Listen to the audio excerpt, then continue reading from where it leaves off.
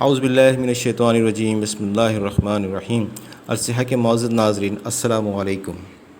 آج میں آپ کو بتانے کی کوشش کروں گا کہ دودھ ہمارے لیے کتنا ضروری ہے۔ قدرت نے انسان کو جس قدر نعمتیں عطا کی ہیں ان میں دودھ کو خاص اہمیت اور برتری حاصل ہے۔ ہندوستان میں تو قدیم ایام سے دودھ کو ایک بہترین اور مکمل غذا تسلیم کیا جاتا رہا ہے۔ پہلے زمانے کے لوگ ہر چیز سے زیادہ دودھ اور اس سے حاصل شدہ دہی، مکھن، گھی وغیرہ استعمال کرتے رہے ہیں۔ چنانچہ یورپی ڈاکٹروں نے تحقیقات کے بعد یہ فیصلہ کیا کہ ہندوستان کے قدیم باشندوں کی درازی عمر اور تندرستی کا راز دودھ کے استعمال میں پوشیدہ تھا۔ ایک اور یورپی ڈاکٹر نے دودھ کی تعریف کرتے ہوئے لکھا ہے کہ اگر مجھ سے سوال کیا جائے کہ بچوں کو طاقت دینے والی واحد غذا کون سی ہے جو ان کی نشوونما میں مدد دیتی ہے، جو نوجوانوں کے دل و دماغ کو طاقت بخشتی ہے، جو بیماروں کو صحت کاملہ دیتی ہے، جو ضعیفوں اور سن رسیدہ اشخاص کے لیے مفید ہے، تو میں کہوں گا دودھ۔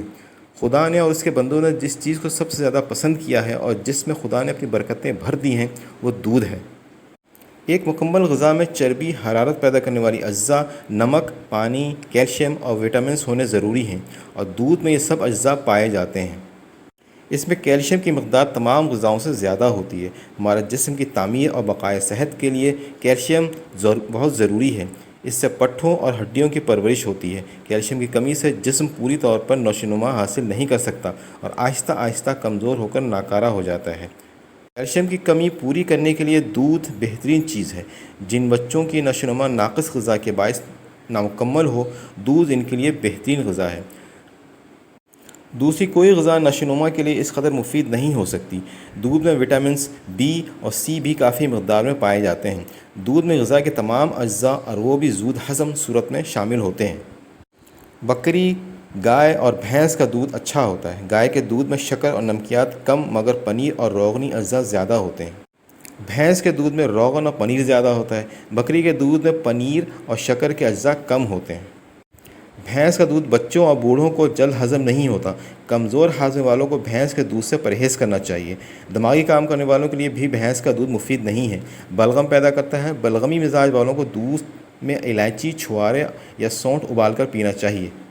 دودھ کو مسلسل جوش دینے سے اس کی غذائیت بخش اجزاء فنا ہو جاتے ہیں۔ اکثر رات کو سوتے وقت دودھ پیا جاتا ہے، مگر اس وقت پینے سے وہ بخوبی ہضم نہیں ہو پاتا۔ اس لیے دودھ پینے کا صحیح وقت صبح یا شام کو 5-6 بجے ہے۔ جانور کے چارے اور آب و ہوا کا دودھ پر بہت اثر ہوتا ہے۔ جو جانور کھلی چراگاہوں اور سبز گھاس کھاتے ہیں اور تازہ ہوا اور روشنی میں رہتے ہیں، ان کے دودھ اور گھی میں وٹامن ڈی کی اجزاء بکثرت ہوتے ہیں۔ بالکل تازہ یا ابال کر سرد کیے ہوئے دودھ میں پانی ملا کر پینا گرمی کو تسکین دیتا ہے۔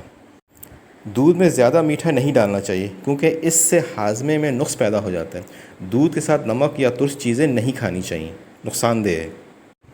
الصحہ کے ناظرین، امید ہے کہ میری ویڈیو آپ کو پسند آئی ہوگی۔ آپ سے درخواست ہے کہ میرے چینل کو لائک کریں، سبسکرائب کریں اور بیل آئیکن پر ضرور کلک کریں۔ شکریہ۔